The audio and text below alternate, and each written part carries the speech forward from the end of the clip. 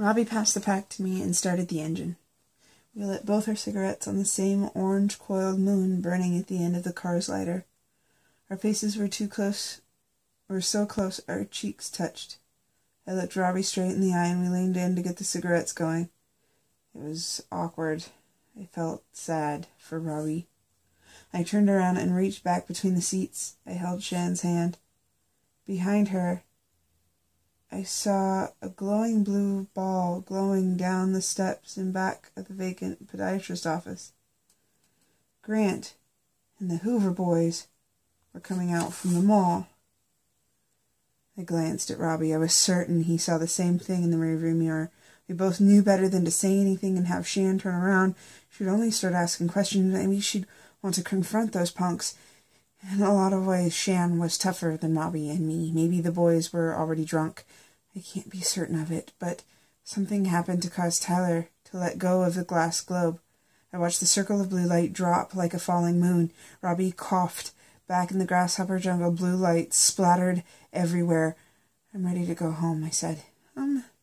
Yeah, Robbie agreed. Robbie's hands gripped the wheel, but his eyes were pinned to the rearview mirror. Grant and his friends were the first victims of contained MI plague strain 412E. No one knew anything about it. Travis Pope and his wife Eileen had been hired by the association management of the Ealing Mall to clean the common areas every week. They drove through the lot Saturday mornings before sunrise, rarely doing anything about the debris that accumulated in the back alley of a soon-to-be-abandoned mall.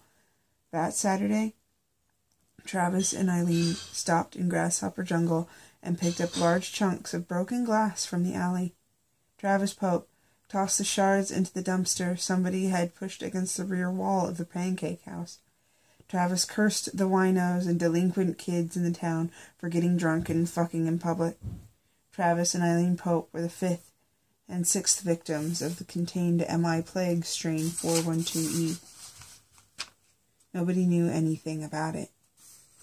And later that morning, an old man Robbie Breeze and I called Hungry Jack, who was missing his front teeth and had served in the United States Army in Vietnam, climbed into the dumpster. We rolled across Grasshopper Jungle. The dumpster had pieces of Johnny McKeon's sick, broken universe inside it. Hungry Jack became the seventh victim of contained MI plague strain 412E. All hell had broken loose. It splattered across the piss-soaked pavement of Grasshopper Jungle. Nobody knew anything about it. History is full of shit. Every day I wrote in my books.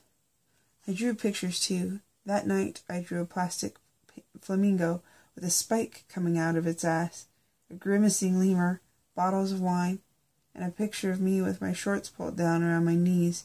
In my drawing, I was in the back seat of Robbie's Ford Explorer, lying on Shan Collins, and some socks and a pair of my best friend's boxers that were printed with red fire trucks and spotted Dalmatian dogs.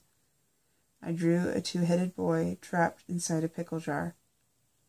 That night, I sat at my desk until the sky outside began to get light.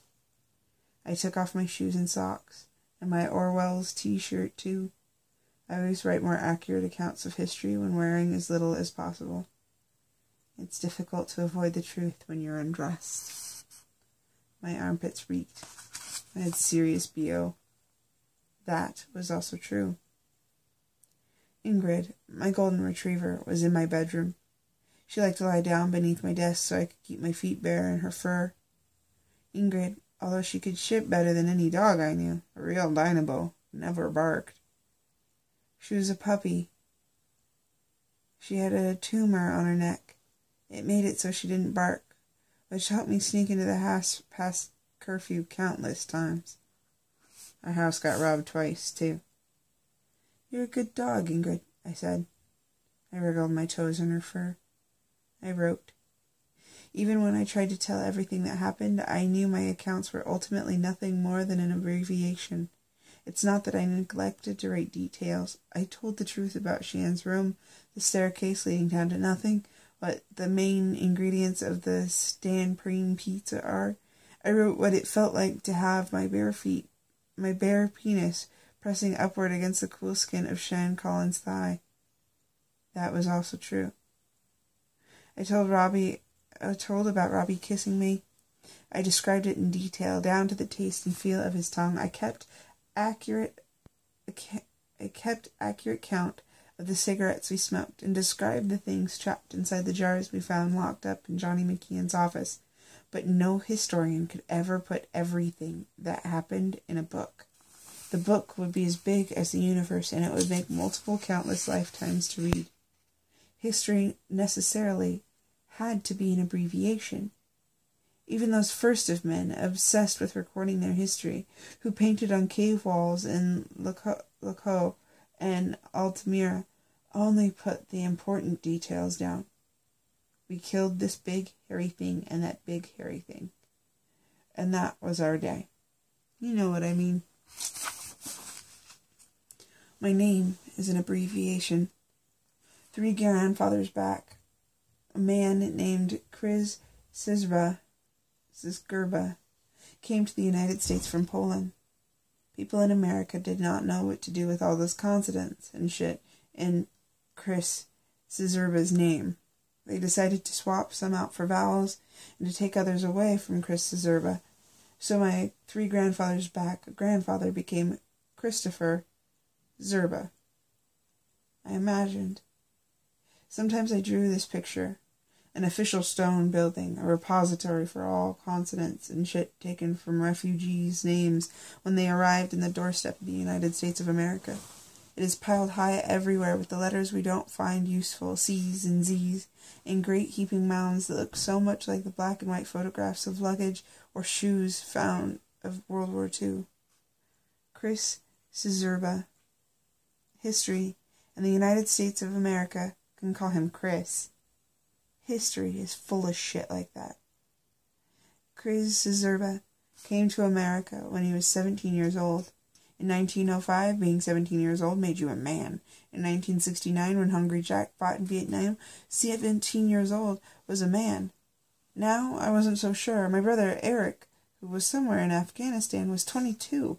Chris Zizgerba came across the Atlantic with his father. They planned on working and earning enough money so Chris's mother, brother, and 2 sisters could come to the United States too. People who did that were called bread Polacks. They came here to make money. Chris Zizgerba's father died on the boat in the middle of the ocean. His body was sent down naked into the water with prayers and medallion of Saint Casimir. Chris Zizgerba's family never came to their son. Chris Zerba ended up in northern Minnesota, where he met a grocer's daughter named Eva Nightingale. Eva had breasts like frosted cupcakes and skin the color of homemade peach ice cream. Her body was a soft and generous pillow of endless desserts. Chris Zerba semen found its way into Eva Nightingale's tummy, where it produced a good cigarette-smoking Catholic Polish boy named Andrzej. Sometimes when I wrote my history, I would slip in pages I drew about Chris Zerba and his lonely and sad life in the United States. It was hard for me, at times, to separate our connections that crisscrossed like intersecting highways through and around my life in Ealing. It was the truth, and I had to get it down. And that was our day. You know what I mean. I took off my boxers and went to bed. It was 6:01 a.m. The end of the world was about 4 hours old. Just a baby. Johnny McKeon was picking up 24 donuts at that moment.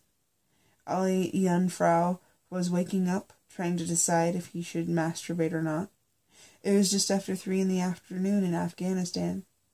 Louis, the Chinese cook at the pancake house, whose real name was Ah Wong Sing, was taking a shit in the public restroom at Ealing Coin Wash Laundrette. History never tells about people taking shits. I can't for a moment believe that guys like Theodore Roosevelt or Winston Churchill never took a shit. History always abbreviates out the shit-taking and excess consonants. In about a week, the pieces started coming together. In a week, we figured out history. Eventually, we would learn this. The thing inside the globe that contained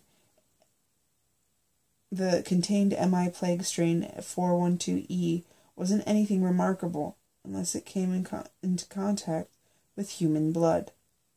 Contained MI plague strain 412E really was contained and harmless inside Johnny McKeon's glass universe. Tyler dropped that universe directly under the spot where earlier that day Robbie Breeze began spelling out, "Grant Wallace murdered me," in his own blood. The contained MI plague strain 412E was happy to meet Robbie Breeze's blood. Robbie Breeze was my best friend. He taught me how to dance. We smoked cigarettes. He kissed me. To be honest, I kissed him back. Robbie was homosexual. I didn't know if I was anything. I wondered what I was. None of that mattered. Nobody knew anything about it except for me and Robbie. The man whose scientific company invented the contained MI plague strain 412E died when his plane crashed into the ocean. The plane's engines were destroyed by billowing plumes of caustic ash. The ash came from a volcano in Guatemala. It was called Huacamolchi. Robbie Breeze's dad was filming the Huacamolchi eruption at precisely the same moment that Dr. Grady McKeon's jet disintegrated on impact with the surface of the Gulf of Mexico. Water is unyielding when you're moving at 500 miles per hour. We were in 7th grade then. My brother, Eric Christopher Serba, joined the United States Marines that year. At the same moment, Huacamolchi was being filmed by Robbie's father, and Dr. Grady McKeon's body was being torn apart by the force of impact. My brother Eric was on his way to boot camp. Robbie Breeze's dad never came back to Ealing, Iowa. He didn't want to see Robbie's mom ever again. We found this out later. The contained MI plague strain 412E said hello to Robbie Breeze's blood on the asphalt in Grasshopper Jungle, and the end of the world began at about 2 a.m., around 3.5 feet away from the discarded floral print sleeper sofa infested with pubic lice in Ealing, Iowa. One time, Travis Pope unfolded the sofa and fucked his wife Eileen on it. Both of them had pubic lice. It didn't matter. History is my compulsion. I see the connections.